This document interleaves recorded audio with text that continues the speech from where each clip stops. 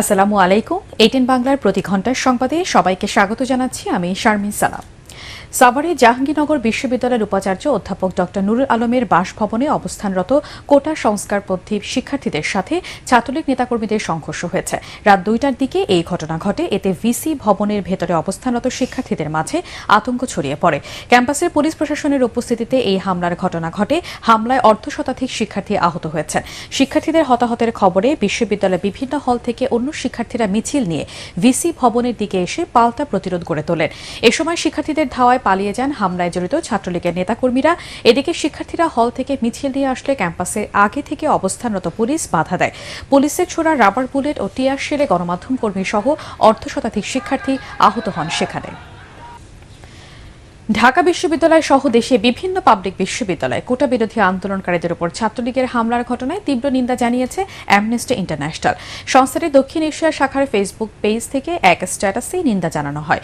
ওই স্ট্যাটাসে যুক্তরাজ্য ভিত্তিক আন্তর্জাতিক মানবাধিকার সংস্থাটি জানায়, বাংলাদেশের বিভিন্ন শিক্ষা প্রতিষ্ঠানের ক্যাম্পাসে কোটা সংস্কার আন্দোলনকারীদের উপর সরকারি দলের সংগঠন ছাত্রলীগের হামলায় শতাধিক শিক্ষার্থী আহত হয়েছে। অবিলম্বে শান্তিপূর্ণ বিক্ষোভকারীদের নিরাপত্তা ও আহতদের যথাযথ চিকিৎসা নিশ্চিত করতে সরকারের প্রতি আহ্বান জানিয়েছে অ্যামনেস্টি ইন্টারন্যাশনাল। হবিগঞ্জের আজমিনীগঞ্জ উপজেলায় কালনী ও কুশিয়ারায় পানি বৃদ্ধি পেয়ে বিপদসীমা 72 সেন্টিমিটার উপর দিয়ে প্রবাহিত হচ্ছে। কয়েকদিনের বৃষ্টি উজান থেকে আসা পানি ব্যাপকভাবে বৃদ্ধি পাচ্ছে। গত এক সপ্তাহে পানি বৃদ্ধি পেয়েছে 10 সেন্টিমিটার। নবীগঞ্জে কুশিয়ারা নদীতে বিপদসীমার 20 সেন্টিমিটার উপর দিয়ে পানি প্রবাহিত হচ্ছে। বন্যার পানিতে ঘাস মরে যাওয়ায় গোখাদ্যের সংকট দেখা দিয়েছে। এদিকে নদ নদীর পানি হ্রাস পাওয়ায় জামালপুরের সার্বিক বন্যা পরিস্থিতির আরও উন্নতি হয়েছে। গত 24 ঘন্টায় যমুনার পানি বাহাদুরাবাদ ঘাট পয়েন্টে 12 সেন্টিমিটার হ্রাস পেয়ে বিপদসীমার 5 সেন্টিমিটার নিচ দিয়ে প্রবাহিত হচ্ছে। বন্যা পরিস্থিতির উন্নতি হওয়ায় আশ্রয় কেন্দ্র বিভিন্ন বাঁধের উপর থেকে মানুষ ঘরে ফিরতে শুরু করেছে। তবে ভেঙে গেছে রাস্তাঘাট, ক্ষেত ডুবে যাওয়ায় নষ্ট হয়ে গেছে ফসল। আন্তর্জাতিক মানবাধিকার লঙ্ঘনের অভিযোগে ইসরায়েলের 5 নাগরিক ও 3টি সংস্থার উপর নিষেধাজ্ঞা জারি করেছে ইউরোপীয় ইউনিয়ন। পশ্চিম তীর ও পূর্ব জেরুজালেম অঞ্চলের ফিলিস্তিনিদের নিপীড়নের অভিযোগে এই নিষেধাজ্ঞা দেওয়া হয়েছে। এক বিবৃতিতে এই তথ্য জানিয়েছে ইইউ এর প্রশাসনিক বিভাগ ইউরোপিয়ান কমিশন। নিষেধাজ্ঞার আওতায় আনা 5 ইসরায়েলি নাগরিকের সবার নাম প্রকাশ করেনি কমিশন। তবে যে 5 ইসরায়েলি নাগরিকের উপর নিষেধাজ্ঞা জারি হয়েছে তাদের মধ্যে 2টি সংস্থার প্রধান নির্বাহী বেনজিয়ন গোপেস্টেইন এবং ইসাসচার মান্নে রয়েছে।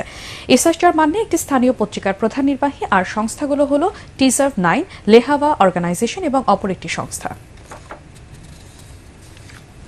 খেলার খবর। এশিয়া কাপে অংশ নিতে দুপুরে শ্রীলঙ্কার উদ্দেশ্যে দেশ ছাড়ছে বাংলাদেশ নারী ক্রিকেট দল। 19 জুলাই থেকে 8 দল নিয়ে শুরু হবে এই টুর্নামেন্ট। দেশের মাটিতে নারী টি-20 বিশ্বকাপের আগে এই প্রতিযোগিতাকে প্রস্তুতি হিসেবে দেখছে টাইগ্রেসরা। অধিনায়ক নিগার সুলতানা জ্যোতি বলেন, তাদের লক্ষ্য সেমিফাইনাল খেলা। তিনি বলেন, এশিয়া কাপ মেয়েদের ক্রিকেটের জন্য অন্যরকম একটি আবেগের জায়গা। 2018 সালের এই টুর্নামেন্টে জয়ের পর বাংলাদেশের মেয়েদের ক্রিকেটে বড় রেভলিউশন হয়েছে। সেই ধারায় ধরে রাখতে চায় তারা।